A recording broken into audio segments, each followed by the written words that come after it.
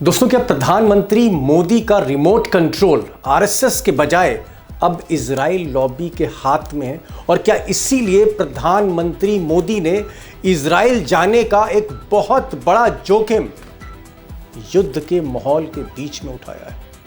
और सबसे बड़ा सवाल, क्या यौन अपराधी जेफरी एप्स्टीन के जरिए एक लॉबी मोदी को ट्रंप और इजराइल के करीब लेकर आई?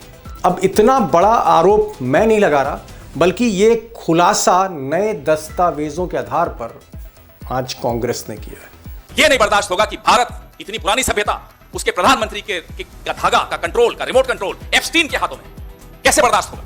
अब आज कांग्रेस ने एप्स्टीन फाइल के कुछ नए दस्तावेज जारी किए और कहा कि हरदीप पुरी, मोदी जी के मंत्री हरदीप पुरी और अनिल अंबानी, मोदी के पुराने मित्र, ये दोनों जेफरी एप्स्टीन के लिए काम करते थे और जेफरी एप्स्टीन ज्यू लॉबी को बिलोंग करते थे।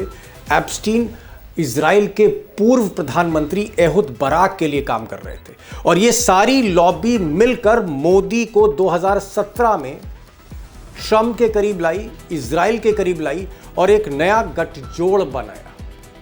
ये नींव जो डली 2014 के बाद भारत और इजराइल के संबंधों की, ये जेफरी एप्स्टीन ने तय किया। ये नींव उसने डाली। Ehud Barak, Jeffrey Epstein, Anil Ambani, Hardeep Puri, ऐसे बनी हमारी विदेश नीति। अब दोस्तों, सच ये है कि नेता विपक्ष राहुल गांधी एप्स्टीन फाइल को पर्सनल लेवल पर मॉनिटर कर रहे हैं और राहुल की एक खास डेटा और रिसर्च टीम इस पर दिन रात काम कर रही है, वॉर रूम के स्तर पर। और ऐसा कहा जा रहा है कि इन फाइल्स में बहुत से ऐसे प्रमाण, बहुत से ऐसे ईमेल, मैसेजेस और डॉक्यूमेंट्स मिले हैं जिससे जाहिर होता है कि अंबानी और पुरी दोनों मोदी के लिए काम कर रहे थे और ये ट्रंप और इजराइल के बीच एक इम्पॉर्टेंट लिंक थे। अब दोस्तों, कांग्रेस ने आज जो सैकड़ों डॉक्यूमेंट जारी किए हैं, इस छोटे से वीडियो में सबको को मैं एक्सप्लेन नहीं कर सकता, लेकिन कुछ डेट्स ऐसी हैं जिस पर आप गौर करेंगे तो सारा का सारा आपको ये जो पूरा सिलसिला है, या यूं कहें जो क्रोनोलॉजी है, एकदम स्पष्ट हो जाएगी कि पर्दे के पीछे क्या बड़ा खेल पिछले कुछ सालों से हो रहा था। पहली डेट देखिए, 4 जनवरी 2017, जब हरदीप पुरी, जो अब मोदी के मंत्री बहुत करीबी हैं, ये चिट्ठी लिखते हैं, ईमेल लिखते हैं एप्स्टीन को और कहते हैं कि मुझे आपसे मिलना है। 2 दिन के बाद 6 जनवरी को एप्स्टीन जवाब देते हैं, मुलाकात हो जाती है और ऐसी कई मुलाकातें हरदीप पुरी और एप्स्टीन के बीच में हुई हैं, जो यौन अपराधी नहीं थे बल्कि उनको सज़ा मिली, वो कन्विक्ट थे, नज़रबंद थे और तब हरदीप पुरी उनसे मिल रहे थे। 21 फरवरी को अनिल अंबानी को इंट्रोड्यूस कराया जाता है और फिर 23 फरवरी 2017 को एप्स्टीन और अनिल अंबानी के बीच एक और शख्स एंटर करते हैं जिनका नाम है एहुद बराक। ये छोटी मोटी हस्ती नहीं है बल्कि मोसाद के लिए काम करते हैं, एप्स्टीन को ट्रेन करते हैं और सबसे बड़ी बात, बराक जो हैं वो इजराइल के पूर्व प्रधानमंत्री और रक्षा मंत्री भी रहे हैं। अब ये जो मुलाकातों का सिलसिला है, या यूं कहें खुलासों का सिलसिला है, ये जनवरी 2017 से शुरू होता है, फरवरी में शबाब पर आता है और मार्च आते आते इस पर अमल होने लगता है। 2 मार्च 2017 को अनिल अंबानी और एप्स्टीन, इनके बीच में बातचीत होती है ईमेल में, सब कुछ डॉक्यूमेंटेड है। और अनिल अंबानी कहते हैं एप्स्टीन से, यौन अपराधी से, जो ट्रंप और नेतन्याहू यानी इजराइल लॉबी के बहुत खास हैं, उनसे अनिल अंबानी कहते हैं कि मैं आपका मार्गदर्शन चाहता हूं कि आप हमें बताएं कि भारत सरकार यानी मोदी सरकार किस तरह से वाइट हाउस से डील करे और खासकर डिफेंस का कोऑपरेशन कैसा होना चाहिए, यानी रक्षा मामलों में किस तरह का सहयोग होना चाहिए। कौन पूछ रहा है? अनिल अंबानी। अनिल अंबानी क्या है? नेटवर्किंग कर रहे हैं, मोदी के दोस्त हैं। किससे कर रहे हैं?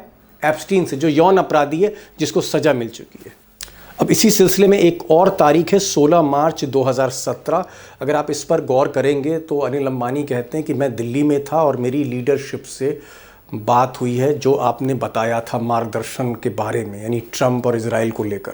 अब ये दिल्ली में किस लीडरशिप से बात हो रही है, ये आप खुद समझ सकते हैं कि दिल्ली का नेतृत्व उस वक्त कौन कर रहा था। दिल्ली राजधानी की बात नहीं कर रहा हूँ, दिल्ली दरबार की बात कर रहा हूँ, देश की सरकार की बात कर रहा हूँ।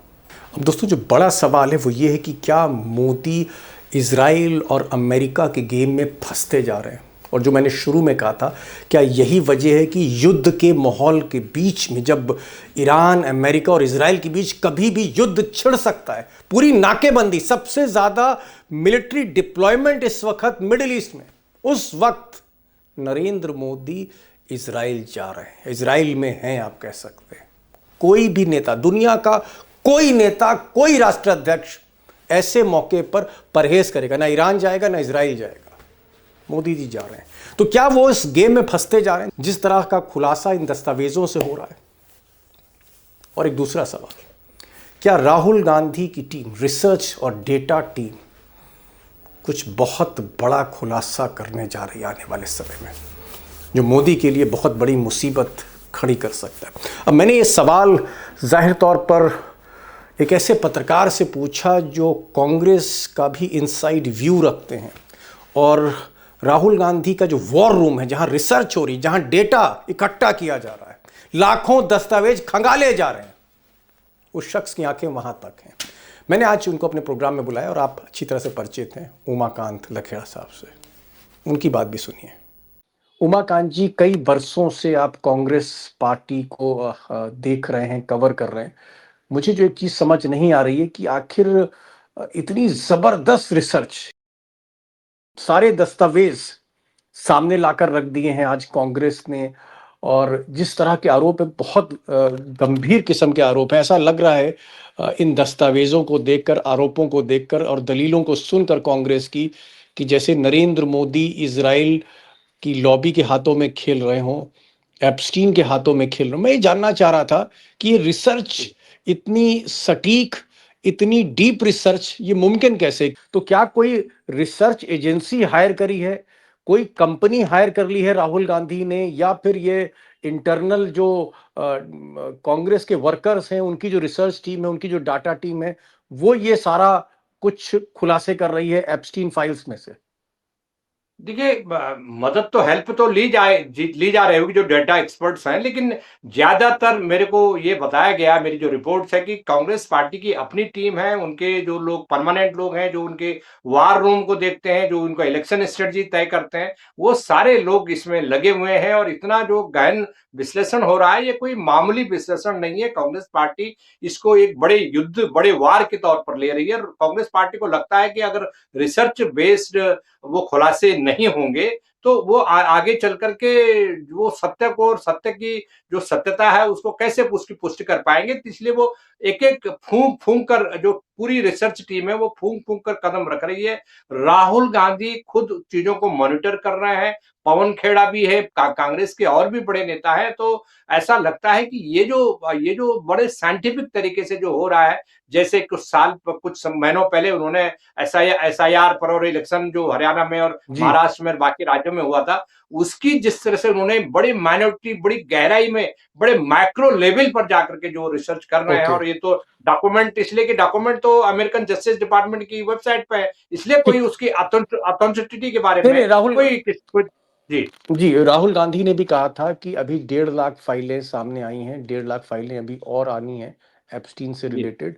कई और बड़े नाम जो मोदी से जुड़े, उनका खुलासा होना है।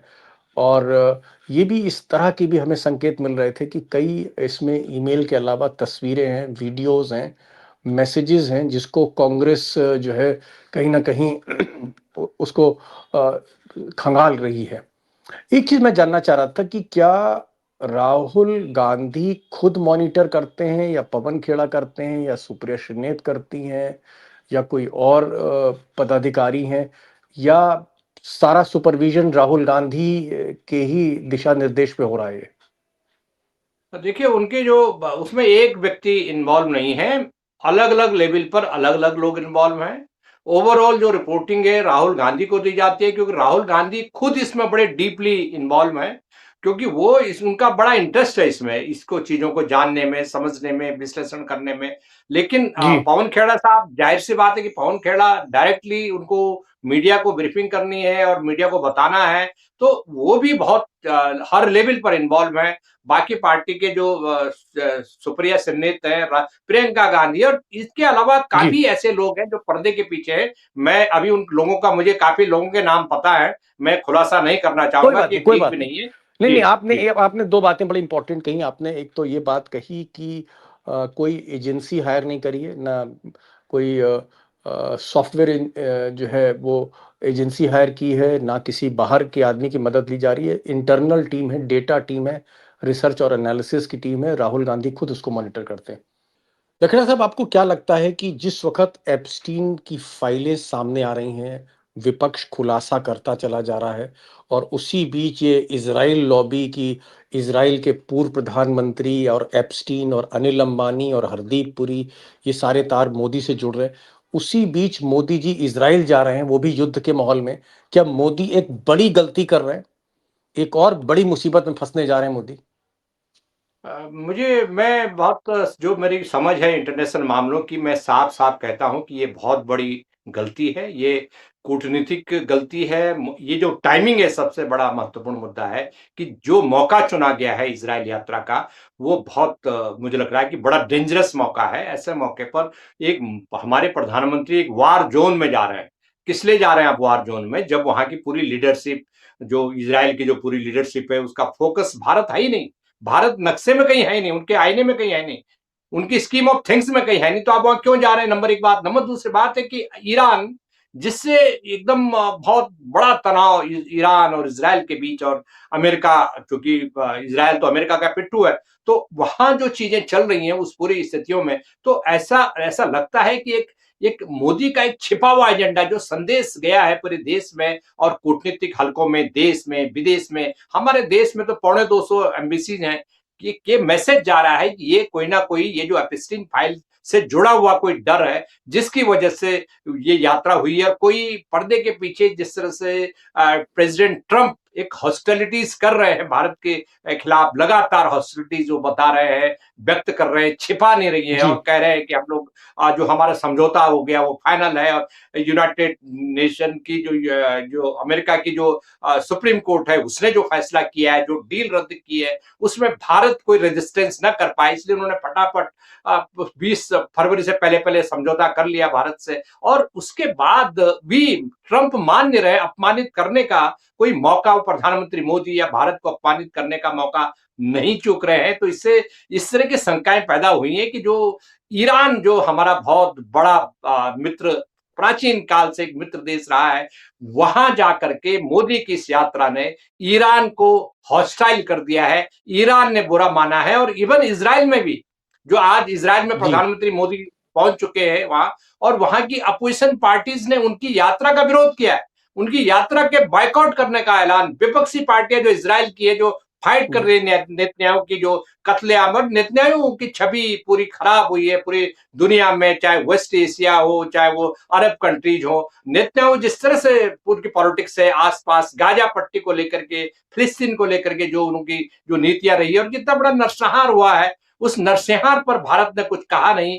और वहां पर जो नीति थी हमारी पहले की, जो स्थापित नीति थी, हमारा देश फिलिस्तीन की जनता के साथ खड़ा रहता था।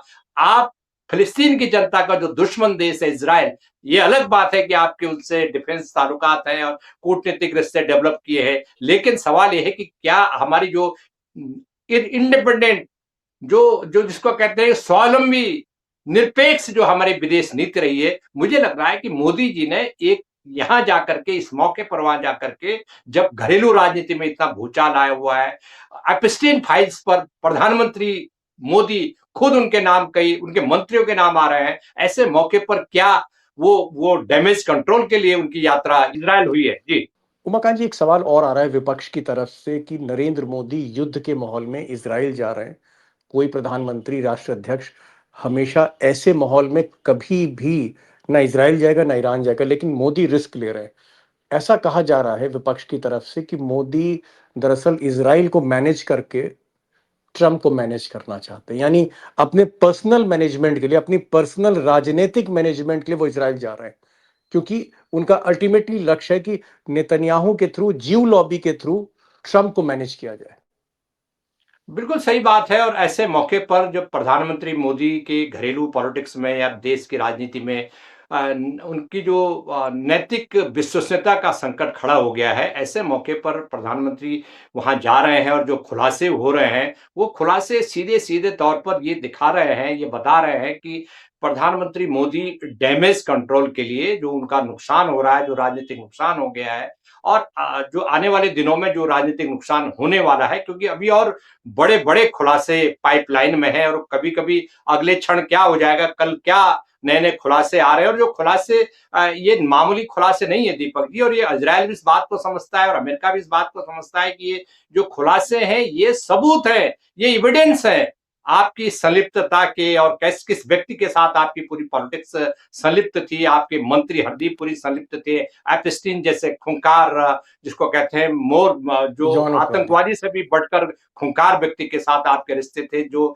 इस तरह से कल्पना से परे जी। है कि क्या प्रधानमंत्री मोदी ऐसे लोगों के को टूल बने हुए थे, ऐसे लोगों अपनी सत्ता बचाने के लिए, अपनी छवि चमकाने के लिए, कि जो जी। इस तरह के जो सवाल इसलिए भी उठ रहे हैं कि क्या ऐसे देश का प्रधानमंत्री जो इतने बड़े मुल्क का प्रधानमंत्री है, क्या वो किसी विदेशी शक्ति के प्रभाव में है? क्या वो खिलौना बना हुआ है किसी के हाथ का, एपस्टीन जैसे जी। गंदे आदमी के हाथ जी। का, उनकी पूरी पॉलिटिक्स खिलौना बनी हुई है? इस तरह के बहुत सारे सवाल हैं, जो प्रधानमंत्री की इस यात्रा को लेकर के उठ रहे हैं। जी। उमाकांत जी कह रहे हैं कि कहीं न कहीं ये जो इज़राइल यात्रा है, असाधारण है। एक ऐसा फैसला युद्ध के समय में देश के प्रधानमंत्री का इज़राइल जाना, ये कहीं न कहीं पॉलिटिकल मैनेजमेंट पर फ़ोकस है कि नेतन्याहू को या ज्यू लॉबी को खुश करके ट्रंप को मैनेज किया जा सके, इस तरह के आरोप हैं। और आज जिस तरह के दस्तावेज पवन खेड़ा ने, कांग्रेस ने रखे हैं, वो इस बात को साबित भी करता है कि इजराइल कहीं ना कहीं भारत को प्रभाव में ले रहा है, और आज से नहीं, 2017 से। लकीड़ा साहब, आप इस प्रोग्राम में आए, शामिल हुए, बहुत बहुत शुक्रिया। थैंक यू सो मच, आपने समय निकाला। Thank you so much for joining this programme.